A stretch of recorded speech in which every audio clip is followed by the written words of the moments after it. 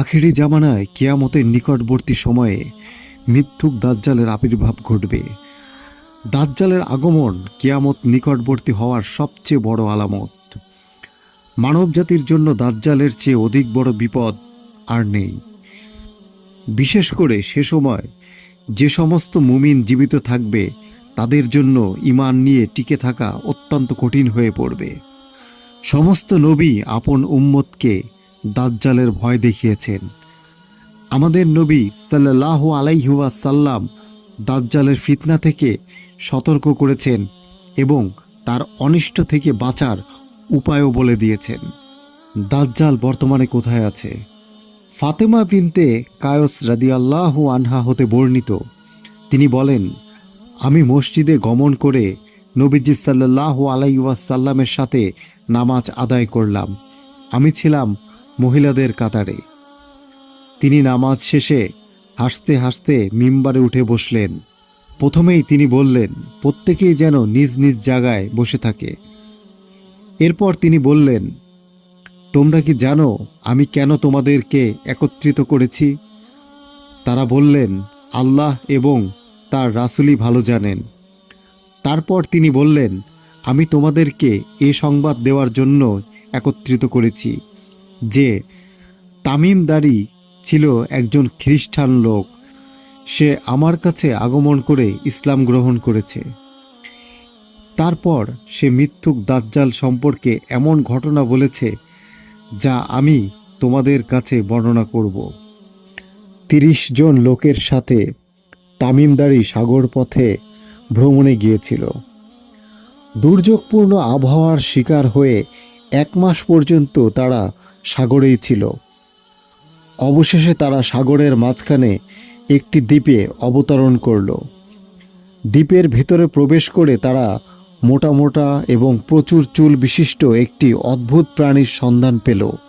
তারা বলল, অকল্যাণ হোক তোমার, কে তুমি? সে বলল, আমি সংবাদ সংগ্রহকারী গোয়েন্দা। তারা বলল, কিসের সংবাদ সংগ্রহকারী?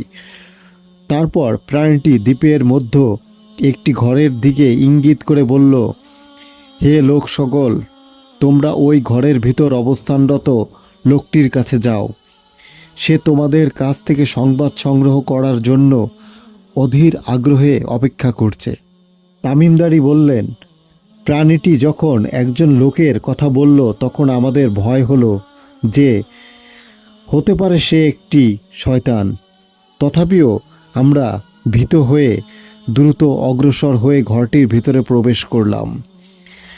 সেখানে প্রবেশ করে আমরা বৃহদাকার একটি মানুষ দেখতে পেলাম।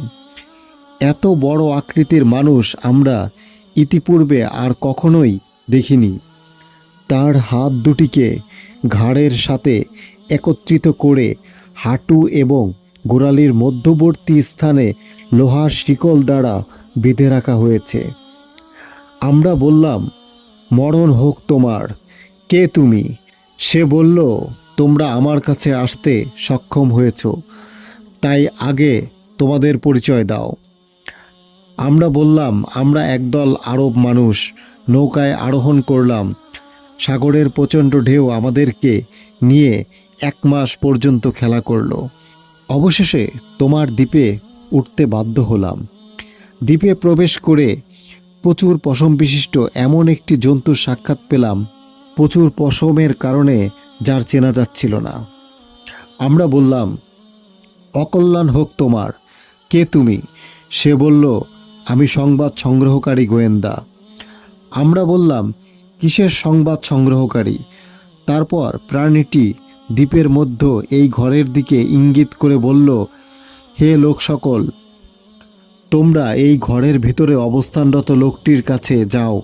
সে তোমাদের নিকট থেকে সংবাদ সংগ্রহ করার জন্য অধীর আগ্রহে অপেক্ষা করছে। তাই আমরা তার ভয়ে তোমার কাছে দ্রুত আগমন করলাম। হতে পারো তুমি একজন শয়তান, এই ভয় থেকেও আমরা নিরাপদ নই। সে বলল, আমাকে তোমরা বাইসান সম্পর্কে সংবাদ দাও। আমরা তাকে বললাম, বাইসানের কি সম্পর্কে জিজ্ঞেস করছো? সে বলল, আমি তথাকার খেজুরের বাগান সম্পর্কে জিজ্ঞাসা করছি। সেখানের গাছগুলো এখনো কি ফল দেয়? আমরা বললাম হ্যাঁ। সে বলল, সেদিন বেশি দূরে নয় যেদিন গাছগুলোতে কোনো ফল ধরবে না। তারপর সে বলল, আমাকে বুহাইরাতুত তাবারিয়া সম্পর্কে সংবাদ দাও। আমরা তাকে বললাম, বুহাইরাতুত তাবারিয়ার কি সম্পর্কে জিজ্ঞেস করছো? সে বলল, আমি জানতে চাই সেখানে কি এখনো পানি আছে? আমরা বললাম, সেখানে প্রচুর পানি আছে। সে বলল, অচিরেই তথাকার পানি শেষ হয়ে যাবে। সে পুনরায় বলল, আমাকে জুগার নামক ঝর্ণা সম্পর্কে সংবাদ দাও। আমরা তাকে বললাম, সেখানকার কি সম্পর্কে তুমি জানতে চাও? সে বলল, আমি জানতে চাই সেখানে কি এখনো পানি আছে? লোকেরা কি এখনো সেই পানি দিয়ে চাষাবাদ করছে?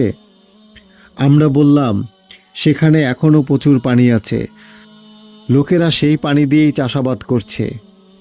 সে আবার বলল, আমাকে উম্মিদের নবী সম্পর্কে জানাও।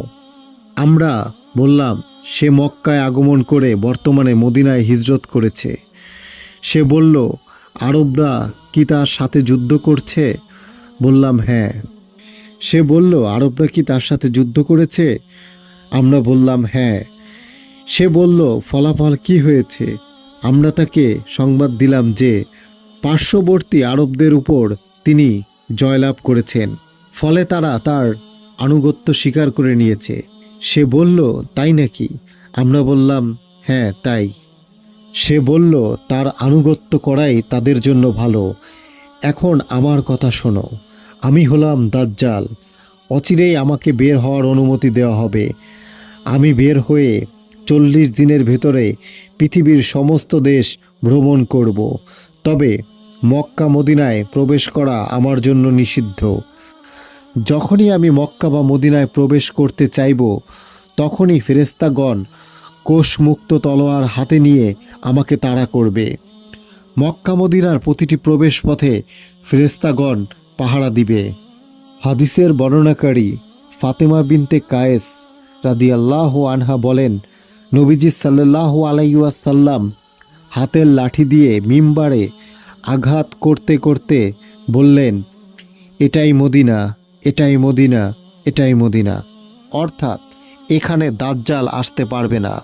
তারপর নবীজি সাল্লাল্লাহু আলাইহি ওয়াসাল্লাম মানুষকে লক্ষ্য করে বললেন, তামিমদারির হাদিসটি আমার কাছে খুবই ভালো লেগেছে। তার বর্ণনা আমার বর্ণনার অনুরূপ হয়েছে, বিশেষ করে মক্কা ও মদিনা সম্পর্কে। শুনে রাখো, সে আছে শাম দেশের সাগরে অথবা আরব সাগরে, তা না হয় সে আছে পূর্ব দিকে। এই বলে তিনি পূর্ব দিকে ইঙ্গিত করে দেখালেন।